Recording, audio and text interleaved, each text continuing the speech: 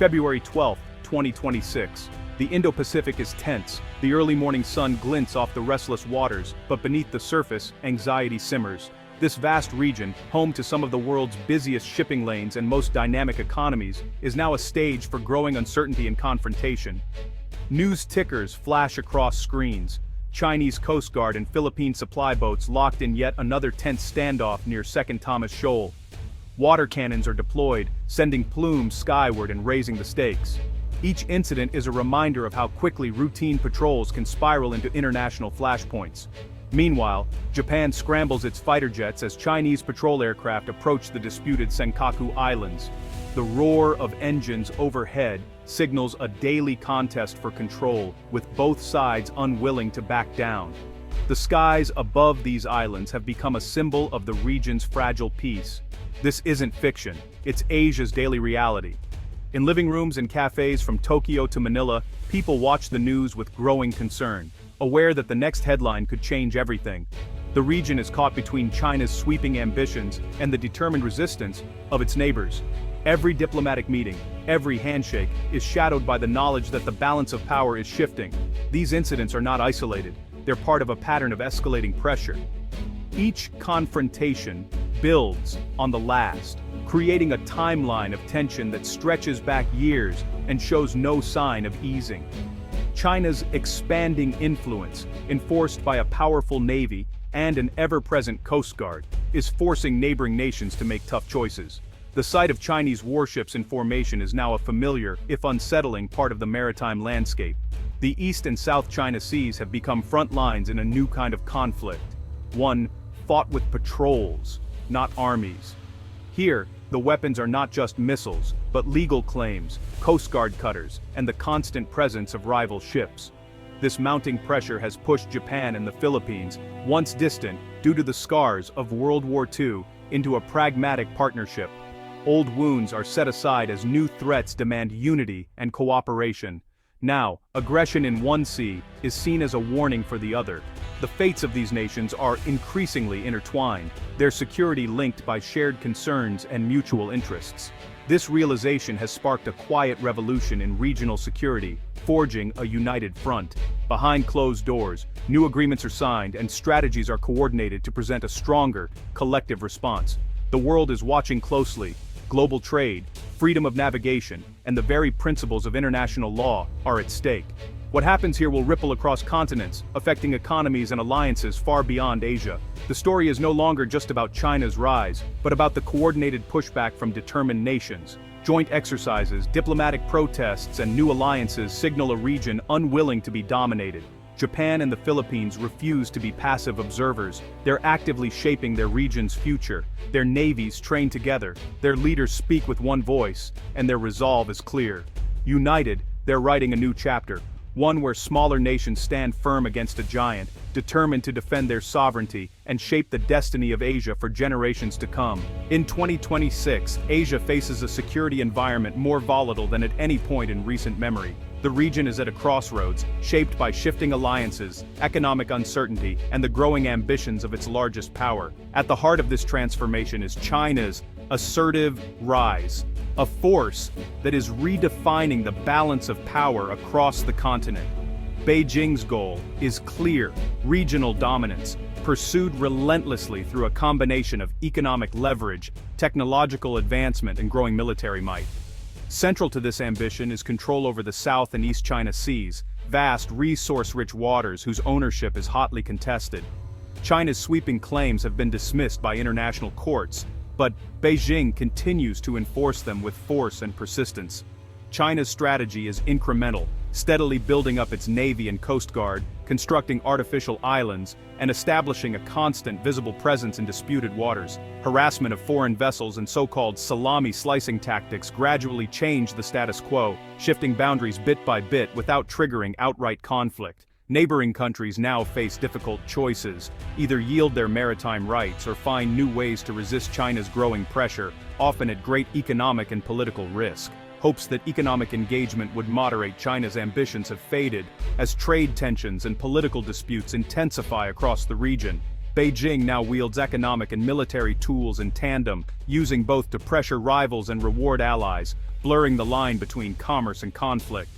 China's information campaign portrays its actions as purely defensive, blaming the US and its allies for containment and stirring up regional instability. But as Chinese aggression is broadcast worldwide, this narrative is harder to sell. The world is watching, and skepticism is growing. The evidence, shared instantly on social media and news outlets, contradicts Beijing's official claims, fueling international concern and debate. The region now faces not just a military challenge but a battle of narratives, a contest for hearts, minds, and legitimacy on the global stage. China's neighbors know they can't face this alone. Alliances are strengthening, and new partnerships are forming to counterbalance Beijing's influence. The dragon's shadow looms large, but resistance is growing across governments, civil society, and the international community. The struggle for Asia's future is just beginning. In the north, Japan stands as a vigilant sentinel. The Senkaku Islands are the focus, administered by Japan, claimed by China. Chinese Coast Guard vessels now appear almost daily, testing Japan's resolve. Japan responds with calm professionalism, shadowing radio warnings, but no escalation. This disciplined approach upholds sovereignty without provoking conflict. Behind the scenes, Japan has shifted its security policy, boosting defense budgets, investing in advanced weaponry, and reinterpreting its pacifist constitution. The public supports this shift, hardened by constant Chinese incursions. Japan's security is now seen as inseparable from regional stability. What happens in the East China Sea is part of a larger pattern, threatening partners to the south.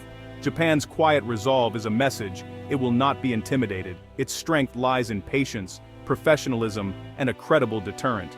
The region is watching and taking note. In the south, the Philippines counters China with bold transparency. Once limited by a weak military, Manila now documents every Chinese provocation. Journalists and cameras aboard every mission. Images of water cannons and blockades go viral, exposing China's tactics to the world. This strategy wins international support and rallies Filipinos, fueling nationalism and unity.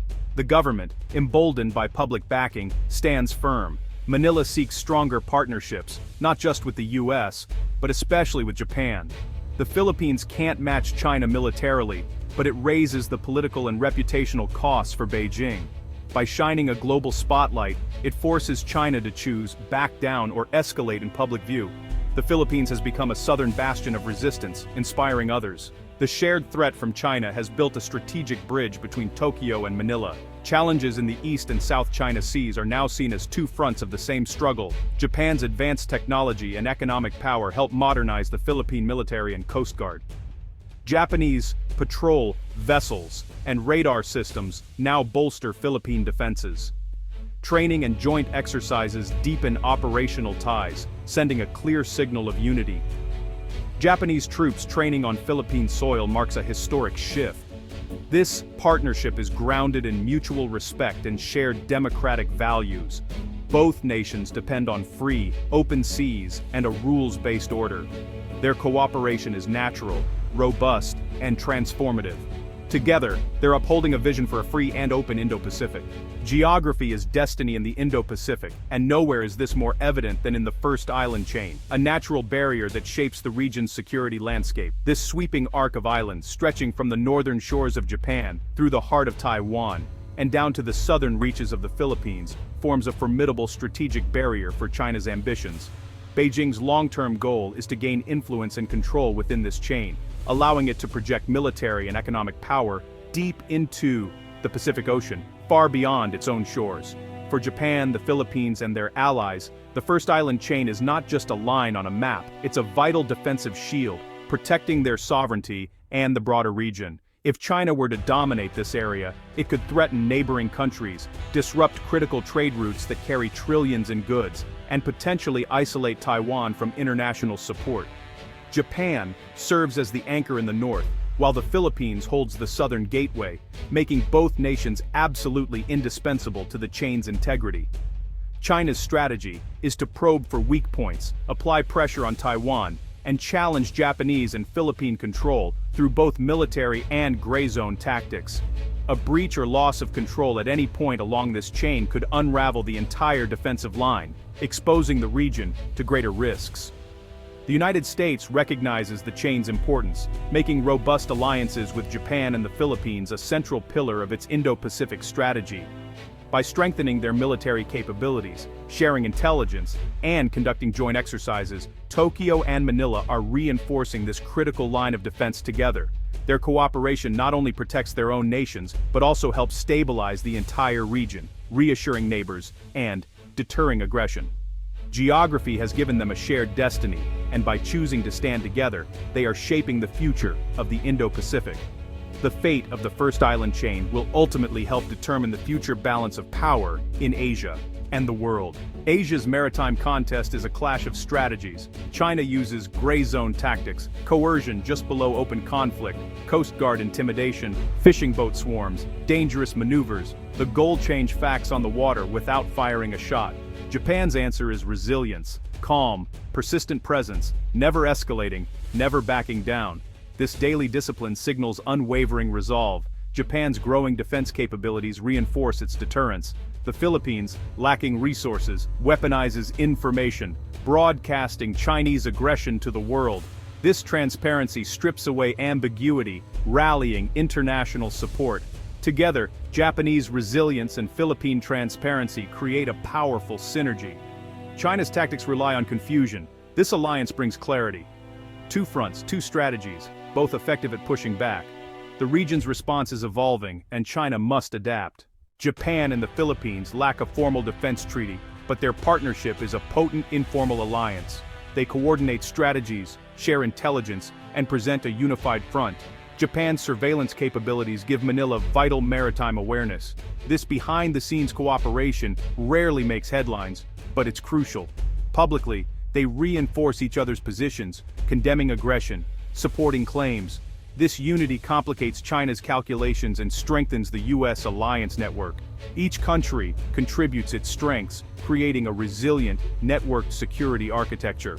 The Tokyo-Manila partnership is now a critical node in the Indo-Pacific's defense. Together, they're more than the sum of their parts. Japan-Philippines cooperation has created a two-front dilemma for China.